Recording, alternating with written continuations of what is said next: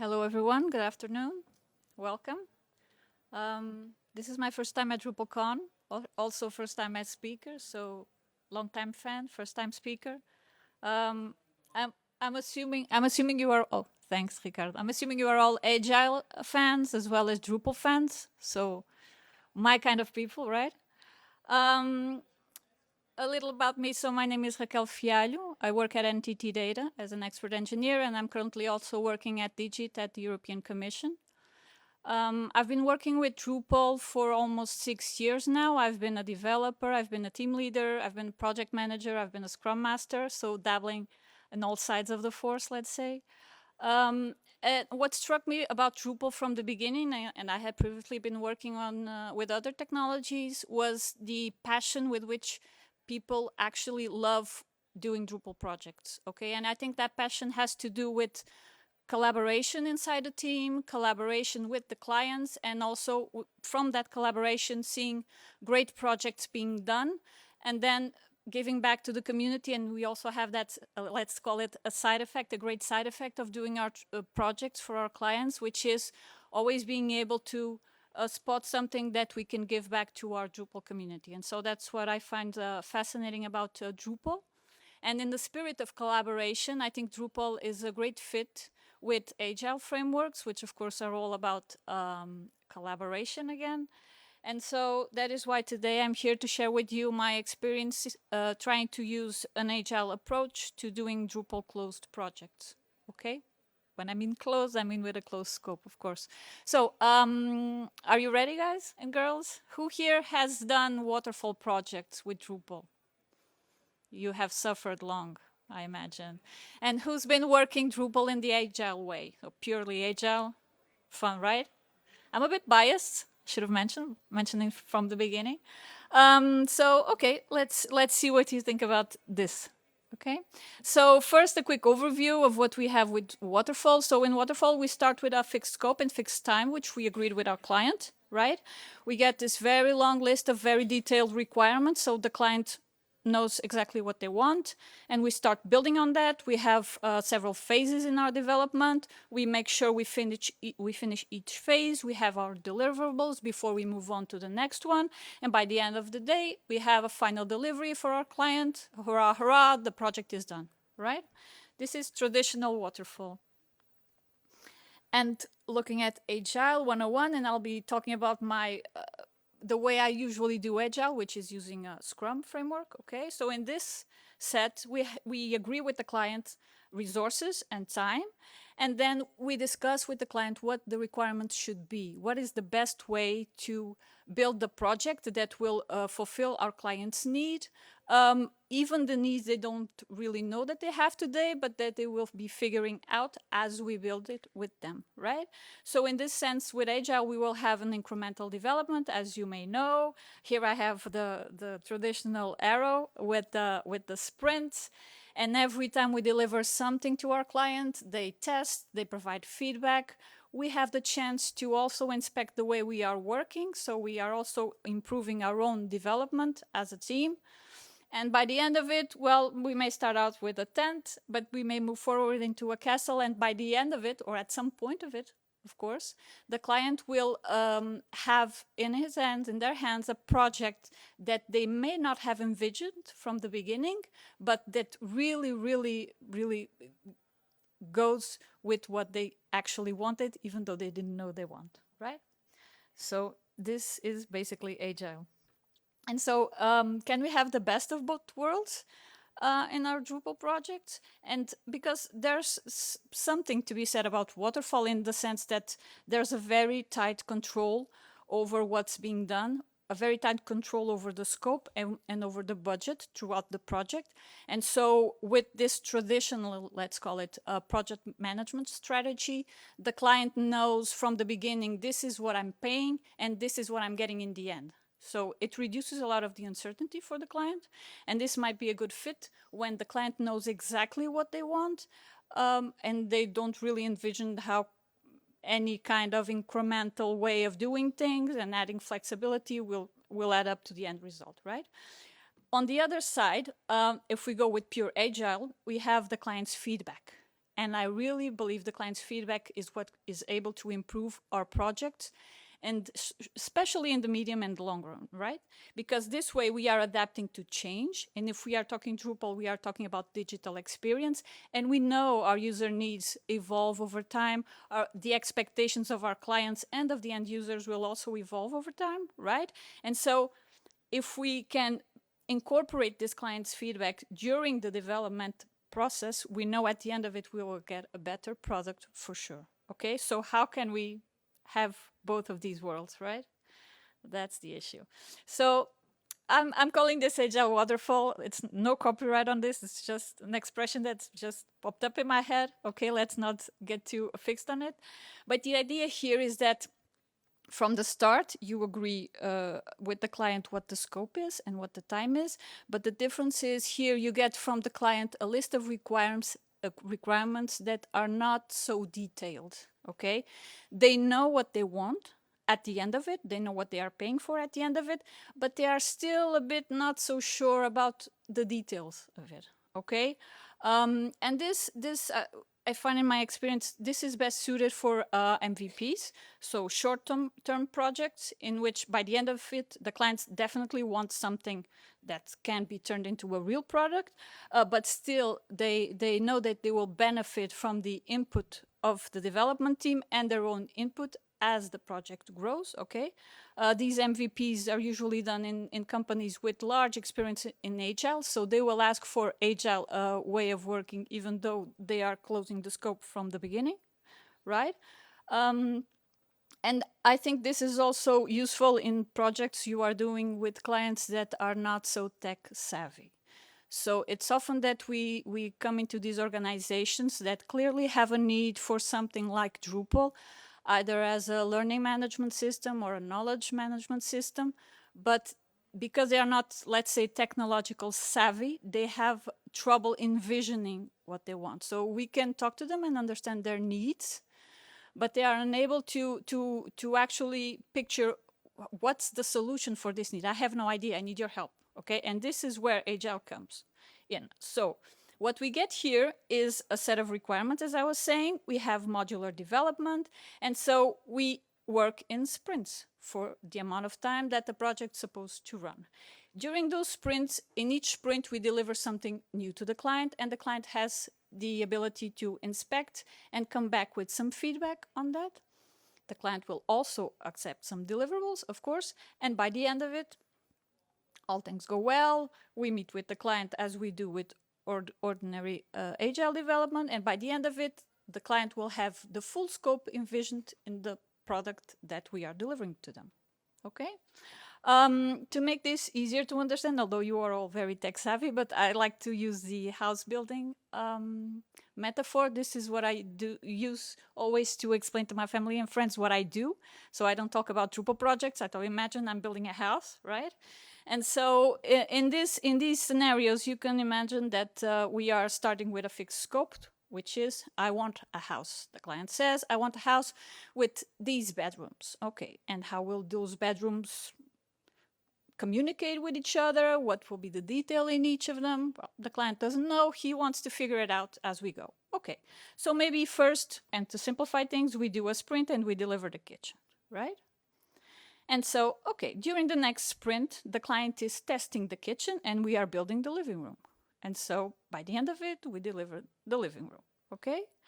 And so they've provided feedback on the kitchen, but they're sort of okay with the kitchen, and now they are looking into the living room, right? And while they're doing that, we are building the garage.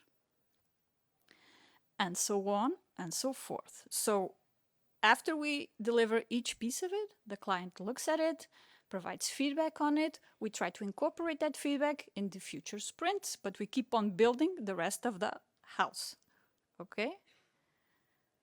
And then we deliver another room and we get more feedback and another room until we deliver the house, right? Maybe not. Maybe at the end of it, we have a big nightmare, right? You were probably seeing that one coming, I'm sure. So do we have a project closing, or are we flooded with client feedback and client doesn't accept any of the deliverables because we haven't heard anything the client kept telling us that he wanted extra or that he wanted differently, okay? So I get it. I think from using this as a thought experiment, trying to do Agile in closed scope, you gotta think automatically scope creep, okay? You give the client a voice during the development process, and the client will provide feedback. The thing is, what do you do with that feedback, right? That's a big challenge. The other thing is, as you are developing sprint by sprint, you may lose sight of what the big picture is. That this is not an ongoing process. This is not typical Agile where you figure it out as you move along. No, this has an end date. And by that end date, all of your scope must be delivered, okay? So you must never lose sight of that. Also, if you have technical dependencies between rooms, of course, these require careful multi-sprint planning, and even more if you are depending, your Drupal team is depending on integrating with APIs or whatever external services. So you will also need to carefully plan for availability of those other teams and all that, as you would in traditional waterfall projects, right? And we also, of course, will need the client availability for the UAT, and this availability needs to be throughout the whole project, right? And not just in your waterfall module, where just somewhere along the waterfall, the client will need to look at things. And finally, because again, the client will get upset if you don't incorporate their feedback, if you don't listen to them, because if you ask for their feedback, you're supposed to do something about it. At the end of it, you might get delayed approvals and the whole project will get sidetracked.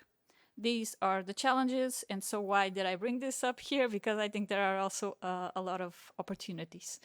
The first of which is, well, we can build a much better product, okay? If we keep on listening to what the client is telling us, and we have also the chance to, based on what they're saying, we go to our dev team understand it, they provide feedback to the client as well. And so this collaboration environment that we have a chance to set up will actually lead to a much better product at the end of it.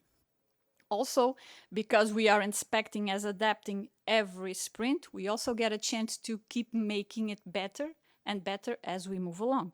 Also, being able to have a tighter collaboration with the client will allow us to envision new features and new improvements in the pipeline. So even after we close the scope on this project, we have, let's say, a go live, but then the client is happy with it. And now the client has new ideas and we can further them in a new contract, for instance. So that's also an opportunity here. And it's also my experience, again, that teams that work in Agile are happier because they really like the challenge of trying to figure out the solutions that might satisfy the client's needs instead of just getting a long list of detailed requirements. And then here you go, just do as you're told and shut up about it. And also, this gives us an opportunity to introduce Agile practices into new organizations. In this sense, our clients. Again, I've worked with clients who are very old-fashioned, let's say. So Agile for them is just this hype. They have no idea what it is. And so with this, we provide them an example of how Agile can help their organization work better internally and also have better IT applications to work for them. Okay. Now, when we're trying to do this hybrid, let's call it, in Drupal projects, I think Drupal fits well with this mindset because, as you know, and I've just counted this morning, 9,300 modules just for Drupal 10, which means a lot of functionalities out of the box, which means that we can have a client ask, I want a workflow of approval. We can think, sure, we just install the workflow and that's it, right? So, and because we have this modular architecture, it's easier for us to have a separation of concerns. And so we can think as we built, sort of, okay? We know there are limitations to this way of doing things, but still, I think Drupal is quite flexible. And that's why Drupal fits very well with any way of, Agile way of building a project, okay? But again, this is what happens when you have Drupal, okay? The client will have ideas, great ideas. And at the end of the conversation, they will always say, isn't there already a Drupal module for this? Okay, I lost count of how many times I've heard this phrase. Okay, well, this will happen. We know it will. So what can we do about it?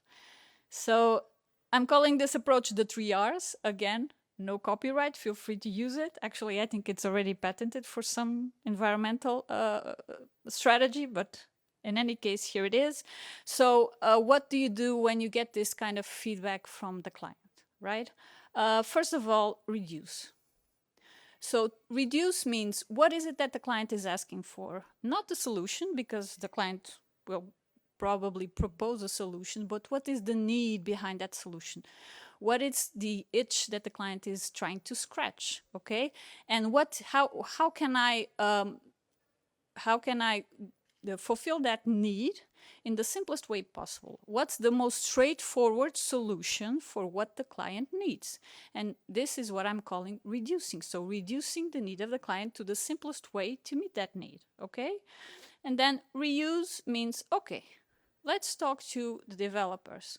Guys and girls, have we done something like this before? Is there something else that we've developed or that we are going to develop that with small tweaks can do what the client is asking? Is there some module in the Drupal community that can do what the client is asking? Come on, what are our options here, okay? And replace means, okay, worst case scenario, the client is asking for something big. It may fit the scope or may not. It may be some sort of scope creep. Okay, let's talk to our team. How much time will it take to do this? And then go to the client to say, look, great functionality. We had not envisioned it in the original scope. It costs this. You will have to replace it with something else that you had envisioned. So these 3 Rs will give us some sort of guidelines to what our approach can be when we are dealing with our clients' feedback. The other tips I would suggest here, I'm not saying it's easy, okay, I'm just putting it out there. So collaboration doesn't mean always saying yes, okay? It's very important to be clear and assertive when we are talking to our clients, when we are explaining what's feasible and what's not, okay?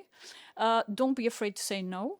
But again, you must know the original scope by heart when you do so, okay?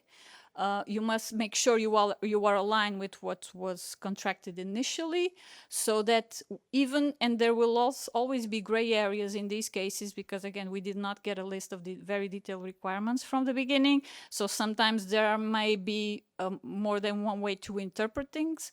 But the thing is, we really need, when I'm in collaboration with the client, is the client needs to know that we are on their side. We also want to build the best product possible for the money they're paying, right? So, and another way to do that, and I think this is very important also, is stand by your dev team, okay? Don't overpromise. Don't say yes to everything and then go back to your dev team and say, guys, we'll need like 4 weekends of work extra to give this to our client. Don't do that. Your dev team will come up with the best solutions. Be sure of that and trust them that they will give you the proper technical advisory on these things, okay? The other thing, plan ahead. Sounds kind of obvious. Never sprint by sprint. We cannot afford to do that in closed scope projects. And of course, that means keeping the big picture always in sight and never forgetting the end date of our closed scope project. And well, key takeaways of this would be, I think fixed scope Drupal projects can benefit from an agile approach for sure. It will be better for your teams. It will be better for your relationship with your clients. But of course, as we've seen, the biggest challenge here, probably scope creep, okay? Why should we do it anyway? To deliver a better product. I will say this phrase over and over because I really believe in it.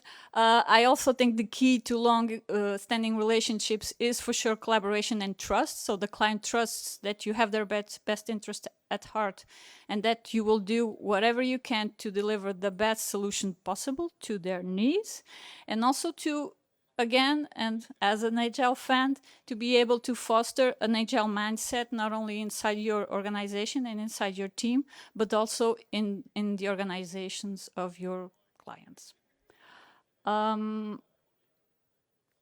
And that was it. So thank you. I would love to hear from you and your experience. So please share. Go ahead. Yeah.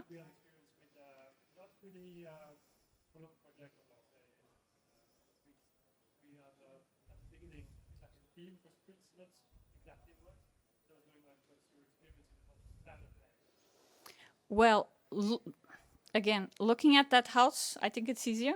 When you plan ahead, you know exactly when you are going to deliver each of the pieces of the house.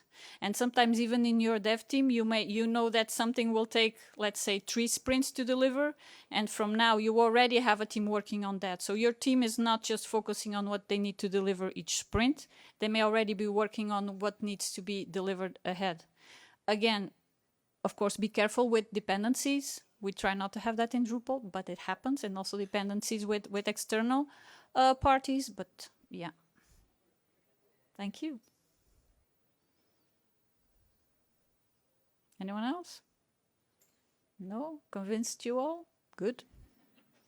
So join us for contribution opportunities. Here are the dates and the schedules. Please do. The Drupal community benefits, and so do we all. And well, thanks for listening. I hope you give your honest feedback. It really helps me improve. And thanks a lot.